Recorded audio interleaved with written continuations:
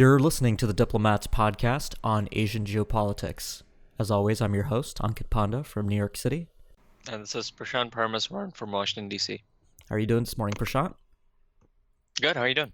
Doing well. And we have some big news to discuss in Asia. I hinted at this at the end of the last podcast we did, but Malaysia's election results certainly took much of the world by surprise. I think a lot of people had expected, given decades of gerrymandering and general electoral advantage sealing in by the long-ruling Barisan Nasional, that the results were fairly predictable, that Prime Minister Najib Razak, or now former Prime Minister Najib Razak, was likely to win. But instead we have an earthquake. The 92-year-old former Prime Minister who led the country for more than 2 decades, oversaw its economic modernization, Mahathir Mohamad, is back on the scene. He's been sworn in.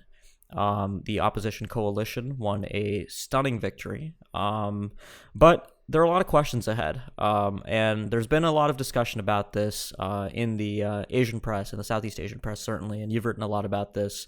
But the results of the Malaysian election, I think, raise a lot of interesting questions about the direction in which the country is likely to head. Mahathir has said that he's likely to hold the prime ministership for 2 to 3 years. We'll see if he's still around when he's 94, 95 years old. I guess he looks fairly energetic for a 92-year-old leader. He actually becomes the world's oldest elected leader right now.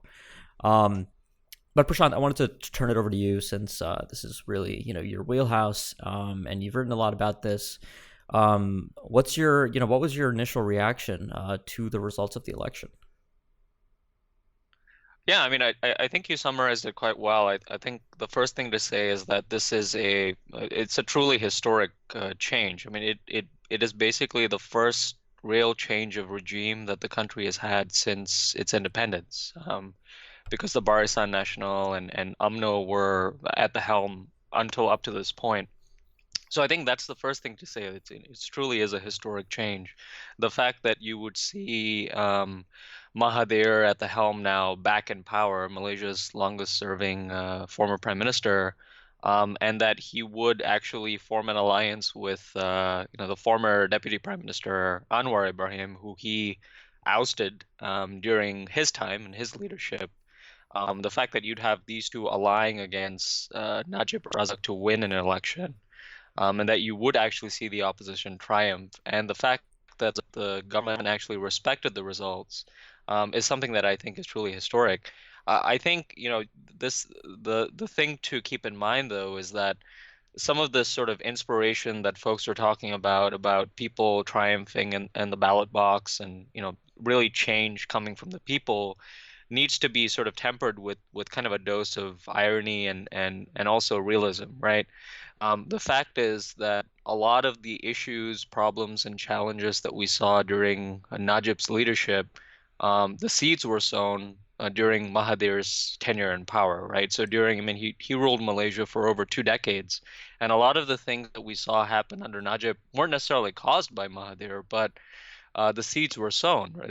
The erosion in the country's institutions, whether it's the strength of the sultans or the strength of the judiciary, which came to the fore during the 1MDB scandal that Najib was implicated in. A lot of that happened and started under Mahathir, and I think Malaysians for a long time sort of were of the impression, would Mahathir ever cede power? Because you saw a lot of repression, a lot of repression of democracy, a lot of human rights violations during his leadership as well. And so I think as the opposition triumphs now, you're seeing a lot of this uncertainty permeate in those circles as well. For those who know Malaysia well, questions like, will Mahathir actually, as you pointed out, cede power to Anwar and step aside? It looks like, he probably might. He realizes that the situation is very different from when he left power. Mm-hmm. But I think that sort of marks that sort of uncertainty that still remains in Malaysian politics. And I guess the other part of this is what you brought up, which is, what does this all mean for Malaysia's foreign policy, right? Right.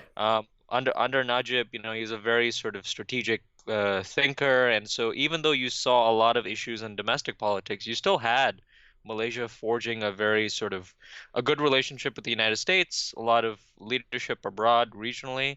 Now that you have the removal of this prime minister, who actually is, quite sort of foreign policy minded and is a member of the strategic elite, right, the son of a former prime minister, what does this mean for Malaysia and its foreign policy going forward? And I guess that's something where you have seen, as you pointed out, this, talk about China and the United States and where Malaysia is on that. So I guess that might be another topic of discussion that we can talk about. Yeah, yeah. I mean, the model that really came to my mind after the election victory was actually the Sri Lankan elections in January 2015, when you had a similar result, a bit of a surprise, a new leader coming out saying that, or in this case, an old leader, but coming out and saying that he would review the former government's dealings with China and expressing skepticism about the terms of those deals. Mahathir certainly has done that. But I think, in the past few days, he's also tempered his language, saying that Malaysia won't be unilaterally kind of abrogating any agreements if there aren't any, serious issues that the government uncovers. But that's interesting. I mean, my general impression, and I have a column coming out about this at the South China Morning Post soon, is about I sense that it's actually quite unlikely that we'll see Malaysia, enter some kind of serious period of diplomatic rebalancing towards China, at least off the bat. There's a range of reasons for that. I think you actually wrote about a couple of these as well.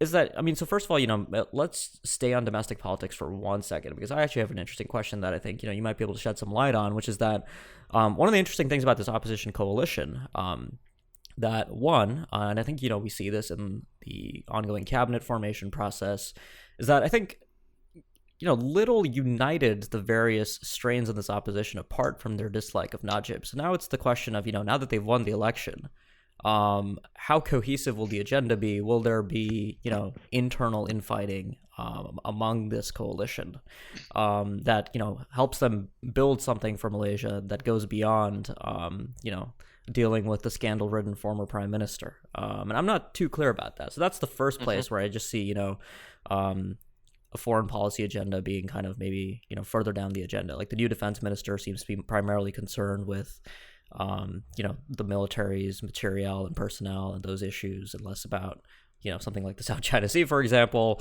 So, generally I'm a little bit of a skeptic that things are about to really get crazy for Malaysian foreign policy. But I don't know if you agree with that or want to add to that.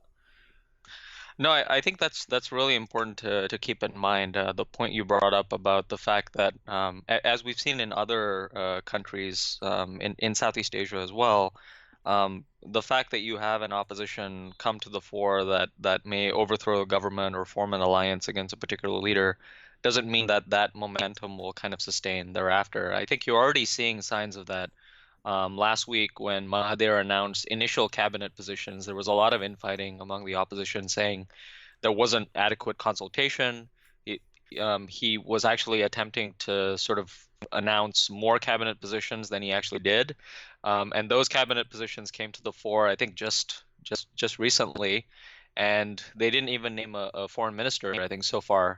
So I mean, it is an indicator that there are sort of deep divides that remain within the opposition domestically. The other thing is, I mean, one of the big questions that we should really talk about too is, I mean, the opposition is one force, but Najib is gone politically, but there's always been this conversation in the last few years about what a post-Najib UMNO would look like, how the ruling coalition would basically reinvent itself under a new leadership. And I think that there is a potential for that to happen now. The fact that we're seeing, we've essentially seen a decade of where Najib's leadership has kind of taken UMNO to a diminished position. So now that we have him out of the picture, will the party actually reinvent itself? And that's another thing that is important to consider in Malaysian politics, because I think if you're an optimist, you can sort of think, well, the will of the people has demonstrated itself. But if you're a little bit more sort of realistic or a bit more pessimistic, the view on this is, I mean, how much has had to happen before the opposition has already come to power, right? So you had to Right. have the 1MDB scandal, you had to have all these economic issues, you had this ethnic and religious issues permeating. And then you also had to have Mahathir basically come back to engineer this sort of final victory for the opposition. And I think the question on most observers' minds is, I mean, if let's say Anwar would have stood instead of Mahathir, would the opposition have gotten so many votes from the Malays, particularly from the rural areas? I don't know, because Mahathir's name recognition is very significant in the country. He's a very unique figure. So that's something that I think we'll kind of have to see how it goes. But I do agree with you on the China point. As I pointed out at the Diplomat, you know, the relationship between Malaysia and China is not the, it's often presented as the fact that Najib was engineering some sort of shift in Malaysian foreign policy towards China. Malaysia was actually the first country at in the sort of then formulation of the Association of Southeast Asian Nations to formalize ties with China back in 1974. It's always been a country that's been bullish about engaging with China, even though it tries to balance that with countries like the United States and Japan, including because of the South China Sea. So there really is a lot more continuity there. And with respect to the change, it's not going to be very easy for Mahathir and the opposition government to unwind some of these projects in cooperation with China, in part because in some of these cases, the Chinese are actually presenting a good set of propositions for the regime's legitimacy, and any regime would welcome some sort of engagement with China.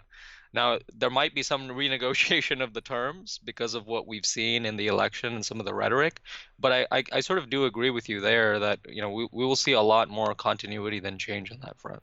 Yeah, yeah. Yeah. The more I think about it, there are a few reasons for thinking that. But also, I mean, you look around the region. I mean, broadly around the Asian region, and a lot of a lot of smaller countries, and Malaysia obviously is not an economic non-entity. It's quite Hmm. significant, but you know, anywhere with these contested electoral processes, I think expressing skepticism about China is starting to become more of a trend. I mean, at least among populist-leaning figures who are maybe growing more aware of the Belt and Roads pitfalls, looking at the debt equity swap issues in some other parts of the region. So it's not necessarily surprising to me that it became an important component of Mahathir's kind of pre-election rhetoric on foreign policy. But like I said, I mean, I think we'll have to wait and see how much this actually ends up playing into the country's foreign policy. But you made a very good point on Mahathir's kind of familiarity to so many Malaysian voters. I think what a lot of people expressing their excitement about the election results, at least non Malaysians, were maybe a little bit disappointed to learn is that this guy is the same a strongman leader who led the country for more than 2 decades under Hmm. UMNO, and now he's back leading an opposition coalition. But that doesn't mean that we have kind of Anwar as prime minister already. He's received his royal pardon. He's out, so that in itself is a an important component of what Mahathir had promised the opposition, the bargain that had led to their this kind of motley crew coming to power. But the next 2 to 3 years, I think, will be quite critical in terms of where all of this is expected to go. No, absolutely. And I think the other thing to keep in mind is that Malaysia's domestic challenges are extremely significant, right? So when Mahathir was first in power in the 1980s, Malaysia used to be talked about along the same lines as South Korea, as one of the sort of tiger economies in Asia.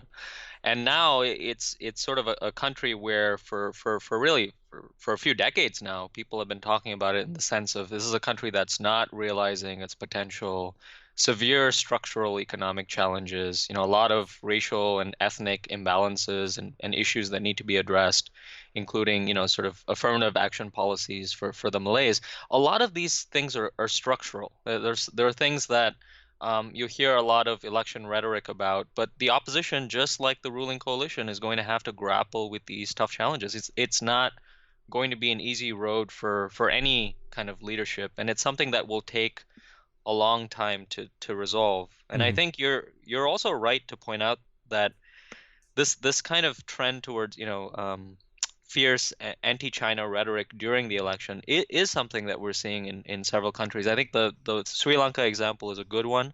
The other one I'd point out is Myanmar, where you did see some opposition towards China manifests itself in terms of infrastructure projects and the like. And the thing to note there is that, these things are not static, right? So if you have opposition coming up against the Chinese, as they did in Myanmar, as they do in other countries, the Chinese have actually proven quite adept at adapting their own behavior in response to some of these populist pressures. And so I think one of the things that would be interesting to watch with respect to Malaysia is, how do the Chinese deal with this new government? Because over the past few years, it has been interesting to note that the Chinese have already begun meeting with some Malaysian opposition figures. And so they are, I think, prepared for a range of political scenarios in these countries. And it is interesting to watch this play out across the Asia Pacific, not just Malaysia. Yeah, and I certainly think the Chinese are a little bit more humble about democratic processes after their own misjudgment of the U.S. election in 2016, obviously. So I think they're hedging their bets in a lot of countries in terms of talking to the opposition. Let me ask you one more question about foreign policy before we wrap up the discussion. Tell me a bit about what you think might happen with Malaysia's role in ASEAN. Does Malaysia become a more, a more outspoken country on certain issues and less so on others? Does it basically remain the same? Do we still see more continuity there? Do you see any kind of possibility for friction with Singapore, which is something that people have talked about with Mahathir coming back? How do these issues play out in your mind? Yeah, I think that's very much on the radar of several of these countries. Singapore, first and foremost, as you mentioned, because during Mahathir's leadership, Malaysia-Singapore relations were a lot more tense than they were under Najib. And so I think there are various things to consider. One is, I mean, there is this sort of doomsday scenario that some folks have been propagating about Malaysia turning inward and not really focused as much on foreign policy. Now, you had a former prime minister now, Najib, who was actually very, as I mentioned, a strategic thinker, thought a lot about foreign policy, really got it. And so, in spite of the country's domestic challenges, he was very active in terms of foreign policy, talking about Malaysia's middle power role, um, more than happy to sign on to regional initiatives and the like. Is that something that we'll see a reversal of? My sense is, I mean, Malaysia will continue to be involved in the foreign policy realm. It's something which, and particularly in ASEAN, it's not something which Malaysian foreign policy makers really have a choice. They really have to help shape the environment that they're in. Otherwise, they find themselves on the receiving end of some really significant challenges. But where I think you will see some change potentially, and a lot of this is dependent, right? So even if we say, let's say that Mahathir doesn't give up power, right? And indications are he will, but let's just say for the sake of continuity, um, a lot of folks have been going back to what Mahathir did when he was in power. But that is important to remember is now 15, 20 years ago. Malaysia is a very different place. The region is a very different place. And so I think what you will see in Malaysian foreign policy is a sense of trying to stabilize, because the opposition is going to try to deal with a lot of these domestic challenges, try to stabilize relationships with neighboring countries initially, try to build out a range of relationships with important countries like China, like Japan, like the United States, and also the key variable here will be how those domestic politics evolve, right? So the current regime will try to stabilize things domestically for a year or two and get its domestic priorities there. But I think the real test for Malaysian foreign policy in the region will come when the current government faces a legitimacy crisis. And where will it use to get this kind of legitimacy, its foreign policy sort of credentials, right? Is it a test for the new government with respect to Singapore, with respect to China, with respect to Indonesia? These are, I think, the questions that remain for the current government. But I do think, as we've discussed with respect to China, we will see a lot of continuity because Malaysian foreign policy, across the decades since independence, there's always been very clear trends about not aligning too closely with one power or the other, and also making sure that ASEAN is kind of a cornerstone of the country's foreign policy, and also ties with neighboring states, because you as the Chinese like to say, right, you can't really choose your neighbors. So All right, Prashant, I think you've left us with a lot to think about here. So thank you for that. And thanks a lot for joining me as usual. yeah, good to be with you. Great. For our listeners, if you liked what you heard on the podcast but you haven't yet subscribed, please do so. And if you've been a subscriber for a while but you haven't left us a review yet, please do that as well. Really helps get the word out about the show. Thanks a lot for listening, and we'll be back next week with more.